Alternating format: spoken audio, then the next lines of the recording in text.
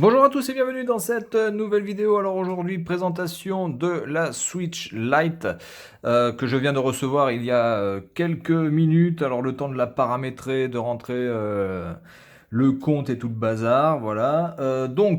Elle vient dans cette boîte qui est très petite et qui est plutôt bien foutue. Puisque vous la recevez aussi dans cet écrin cartonné. Voilà, donc tout est assez bien tenu, voilà, donc ça, il n'y a pas de problème. Et en plus, il y a quand même un effort au niveau de l'économie du carton. Vous n'avez pas un carton énorme pour mettre une console qui est quand même assez petite. Alors voilà la comparaison entre la Switch normale et la Switch Lite. Donc il y a quand même au bas mot, ouais, il y a quand même au moins 4 cm, 3 ou 4 cm de moins au niveau de la largeur. Au niveau de la hauteur, vous avez 1 cm et demi environ.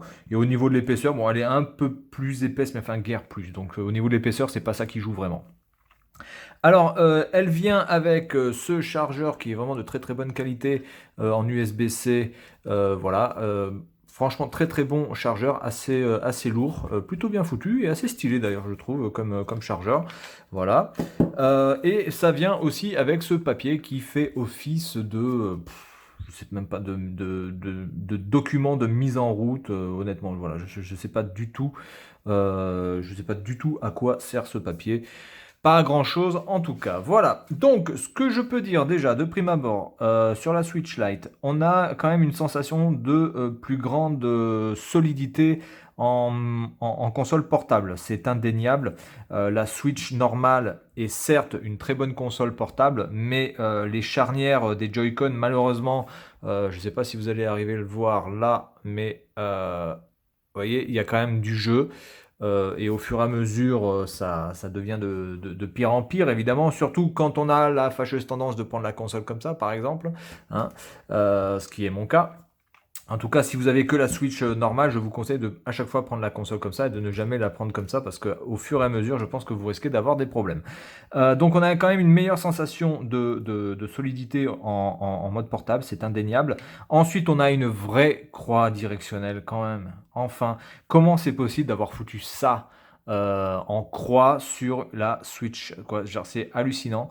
Alors peut-être parce que c'était utilisé en Joy-Con et en Joy-Con il faut l'utiliser comme ça parce que ça représente un petit peu la même chose que ici. Alors certes, mais globalement j'aurais préféré quand même avoir une vraie croix directionnelle comme celle-ci et qui est vraiment sympa en plus, qui nous rappelle un petit peu la croix directionnelle de la Super Nintendo. Vraiment très très bonne croix. Donc ça c'est un vrai plus aussi. Donc la solidité, la croix directionnelle. Alors après au niveau des joysticks, il n'y a pas grand-chose à dire.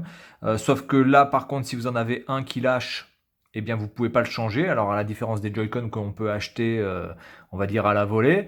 Là par contre si vous avez un joystick qui lâche ou qui foire vraiment, il faut démonter la console.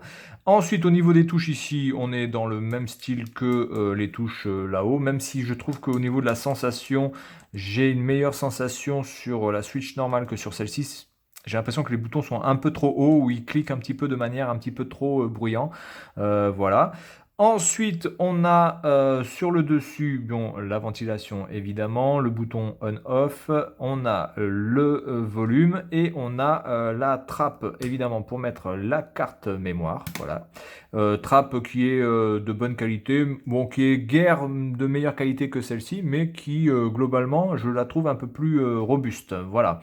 Au niveau des gâchettes, pas grand chose de différent, si ce n'est que je préfère la sensation LR sur la Lite et je préfère la sensation ZR-ZL sur la Switch. Voilà, bon, la Switch normale. Faut pas me demander pourquoi, c'est très subjectif tout ça, tout ce que je vous dis. Ça n'a absolument aucune valeur de vérité absolue. Par contre, la trappe pour la carte mémoire est quand même de meilleure qualité et c'est pas très difficile puisque sur la Switch normale, vous aviez en fait la carte mémoire qui était inclus dans la partie ici pour faire le trépied. Et ça, cette languette-là est une pure merde. Ça, c'est vraiment de la bouse absolue. On a vraiment l'impression d'avoir un truc très cheap là dans les mains. Donc là, pour la carte mémoire, du coup, on n'est pas trop emmerdé, puisque là, on a quand même une vraie trappe pour la carte mémoire de très bonne qualité. Voilà. Alors ensuite, au niveau de l'écran, ce que l'on peut voir, voilà, hop. On a, donc j'ai déjà mis ma cartouche de Pro Super Mario Maker 2. Voilà, il ne me reste plus qu'à mettre une carte mémoire et à télécharger les jeux sur l'eShop. L'écran est de bonne qualité, plus petit que sur la Switch évidemment. La batterie est déjà quasiment à plus de la moitié usée. Voilà, donc je vais l'user jusqu'à la moelle avant de la recharger. Au niveau des menus, c'est exactement la même chose. Il n'y a absolument aucune différence. La console est en système 9.00, alors que moi sur ma Switch normale je suis encore en 8.1, donc je pense qu'il y a une mise à jour à faire, mais je vais pas la faire.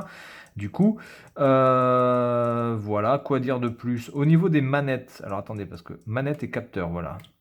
Changer l'ordre des manettes. Donc on peut évidemment connecter un Joy-Con dessus, on peut connecter évidemment une manette Pro, d'accord, donc ça on est bon. Vibration des manettes, oui. Connexion par câble des manettes Pro, donc on peut apparemment... la fonction NFC est désactivée lorsque la manette communique avec la console via le câble. Ok, d'accord, pourquoi pas. Mise à jour des manettes. Toutes les manettes sont à jour, calibrage des sticks, des gyroscopes, sensibilité tactile, etc., etc. Donc voilà, on est dans le même menu que sur la Switch normale. Par contre, il est vrai que cette Switch Lite va...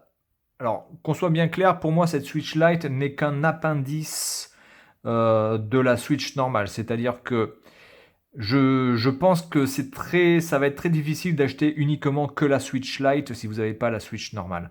Les gens qui vont acheter la Switch Lite, uniquement celle-ci, vont se rendre compte vite fait que bah, quand même la Switch normale, ça apporte quand même pas mal d'avantages. Donc du coup, ils vont quand même, je pense, se tourner vers une Switch normale pour au moins déjà jouer sur un téléviseur. Parce que quand vous allez inviter des amis ou quoi que ce soit, ben là, avec la Switch Lite, vous ne pouvez pas la connecter sur un téléviseur. Et ça, c'est quand même un gros point négatif. Euh, et puis, il y a des jeux qui demandent absolument à ce que les Joy-Con soient connectés. Donc, du coup, vous êtes obligé d'acheter des Joy-Con à côté. Donc, du coup, les Joy-Con, vu le prix des Joy-Con, bah, autant acheter une Switch quasiment normale, quoi, parce que bon, ou en tout cas d'occasion, parce que bon, des Joy-Con, ça coûte quand même une blinde, il faut être honnête, surtout pour la merde que c'est d'ailleurs. Donc, je pense que la Switch Lite à elle seule, ça ne va plaire qu'à uniquement aux personnes qui vont utiliser ça en mode portable absolument et qui sont sûres de l'utiliser qu'en mode portable.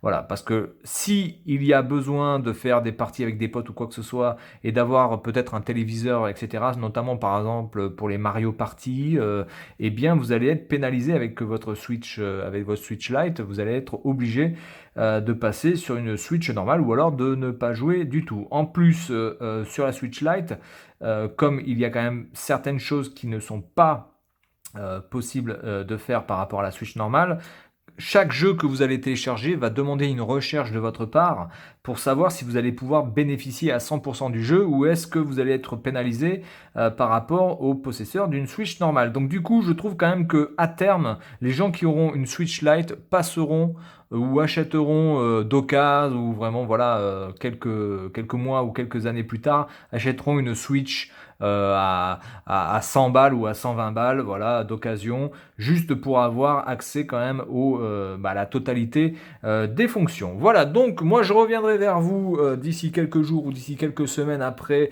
avoir testé de manière un peu plus approfondie cette console, notamment au niveau de la prise en main, voilà, et voir un petit peu ce que ça donne. Et puis je vous donnerai mon avis final là-dessus. Pour l'instant, mon avis est plutôt positif. C'est une console qui me coûte quand même pas cher pour une portable de cette qualité-là, hein. Bon, moi je l'ai eu à 169 euros. Voilà.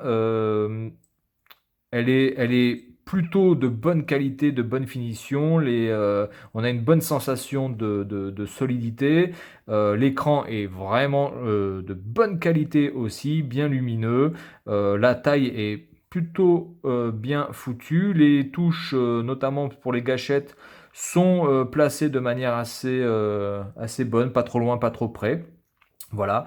La seule chose que je peux regretter, mais ça c'est par rapport à Nintendo dans son ensemble, c'est encore une fois cette, incapacité de mettre une vraie gâchette, ZL, ZR en, analogique et de toujours avoir ces putains de, clics, vraiment dégueulasses et qui pénalisent énormément, ben, les jeux notamment, les jeux de bagnole, les jeux de moto, tous les jeux de course et cetera. Parce qu'on n'a pas du tout la sensation, de pouvoir vraiment doser son accélération. Voilà, donc c'est tout pour cette vidéo et puis je vous dis à plus tard pour un avis final sur cette petite Switch Lite. Allez, salut à tous et à la prochaine.